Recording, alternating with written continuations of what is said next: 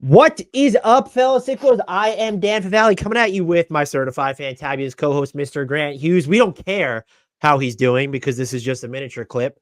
We do care about Mr. Chet Holmgren. Grant drops 25 points while missing all of his threes against the Denver Nuggets in the Thunder's opening night game.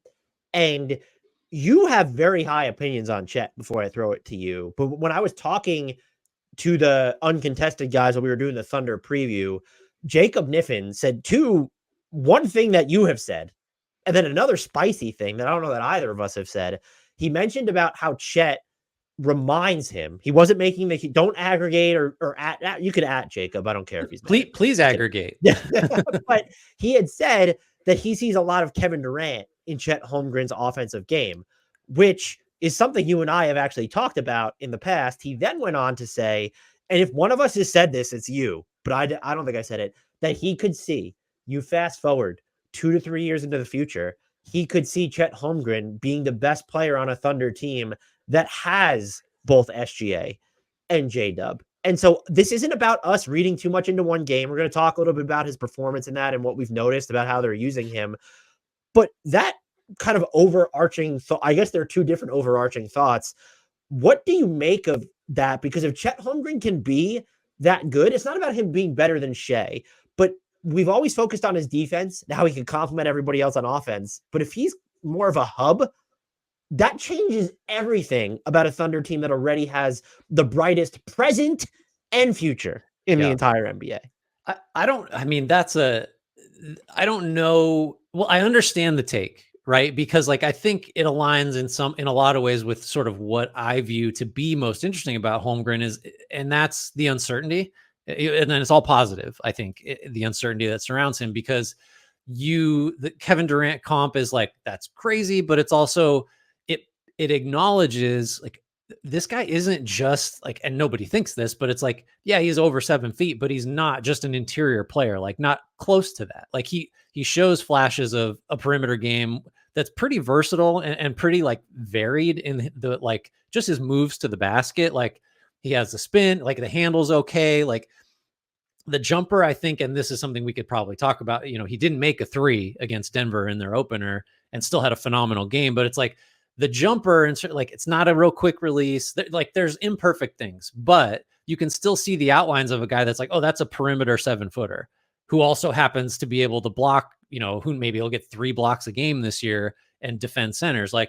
Just the variety of pathways toward being potentially the Thunder's best player. Not saying he's going to get there, but he has so many ways that could happen. And that's sort of where the root of my interest in him as a cornerstone type guy is I just don't know what type of cornerstone he's going to be. I'm confident he's going to be a great player, make a bunch of all-star games, maybe defensive player of the year if Wemby gets hurt or whatever. He's just going to be an all defense guy too. Does that make sense? So I understand that the thinking behind that take is what I'd say. And it didn't even seem so much as a prediction as amusing, but I will say, so looking at specifically what he did on offense against the Nuggets, he just based off that one game, he would be on pace to average 12 drives per 36 minutes. Last year, that number was well below 8 per 36 minutes. And when the Thunder made the Josh Giddey for Alex Caruso trade, you and I talked a lot about how a big part of this, it wasn't just about upgrading the fit and the talent around them. It was, this opens the door for J-Dub, sure, who was already doing a ton, but more for Chet to do on ball. Now you factor in the Isaiah Hartenstein injury, and there's even more room. Now, he was not operating out of the elbows, but operating out of the short roll, the passes he was throwing out of there. And just the handle looks a little better to me. He looks a little bit more like he's more equipped to navigate traffic. I think the jumper is, for a 7-footer, it's going to be fine. But the way he was able to get off some mid-rangers too, I know it's not the quickest release, but that's where you can kind of see the outlines of the way he's getting the ball coming off of screens and then working from the outside in. That's where I can really see the skeleton of, okay, this is I see the Kevin Durant silhouette there. And then you factor in everything he's doing on defense, which is just, he did a fantastic job of just taking up space against it. The way he's using his hands to kind of try and eradicate Jokic's line of vision. It feels like a player who, again, one game, but we saw this last year. like he's evolving, and I don't think we've given enough thought, and this is where I'm at, to what the ceiling of Chet Holmgren actually is. Not that we were ever low on him, but it's, you mentioned it, you could see him being DPOY, but like, okay, well, what is this guy on offense? Because Right. if he's even what he was with a better 3-point shot in game one, that's a top what player Oh in the yeah. NBA. Right. Yeah. It's single digits, I guess. Maybe like it's up there. I just think, I guess like, again, I'm trying not to, it's hard because we have one as we're recording this game to talk about, plus his rookie season.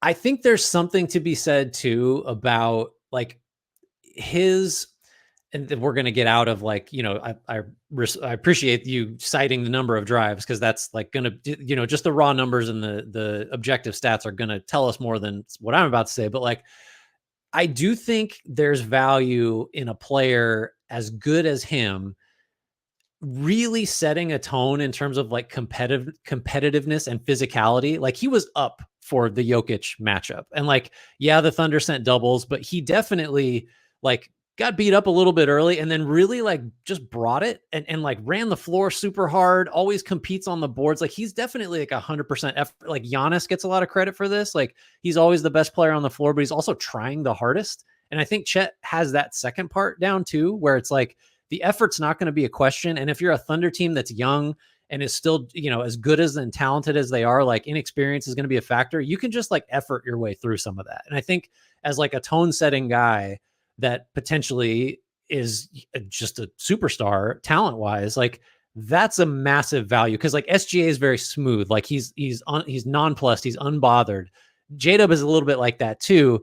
And I think it really matters that you, and Caruso will bring some of this too, but like you're going to win the effort game a lot with Chet on the floor. And that means like twice as much when it's a guy that is as talented and like productive in the conventional sense as he is. That's another thing I think that just points towards like, we don't know his ceiling, but I think it's fair to say based on like what his effort level consistently is, like he will reach it. Like that, like he's going to maximize what he has one way or the other.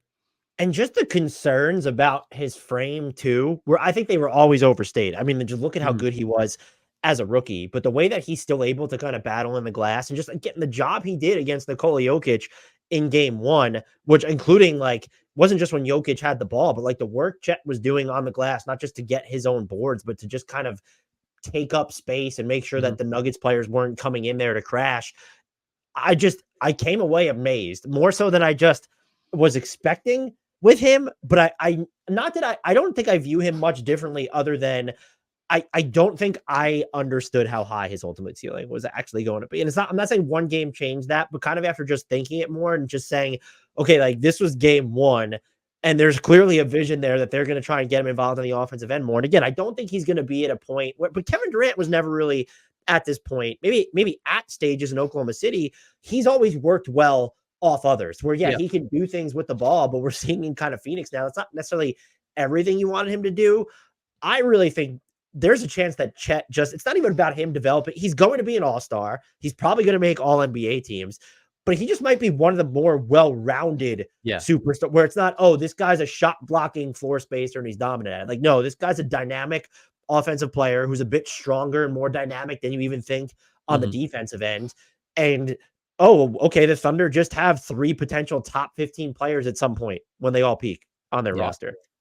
I think like if you're writing the gamer from the opener, you're probably defaulting to something along the lines of like Thunder, serve notice they're here. Like, oh, we come off this preseason hype and all the win total expectations and all this stuff. And then like they go basically like beat the doors off the Nuggets in Denver, and the Thunder are missing guys and the Nuggets aren't. So it's like, it was an announcement like as a team.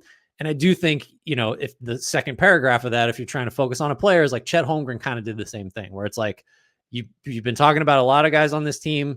Like, I'm here, I'm really great now. And then, as you said, like the ceiling is just like, who knows like what it even looks like when he hits it.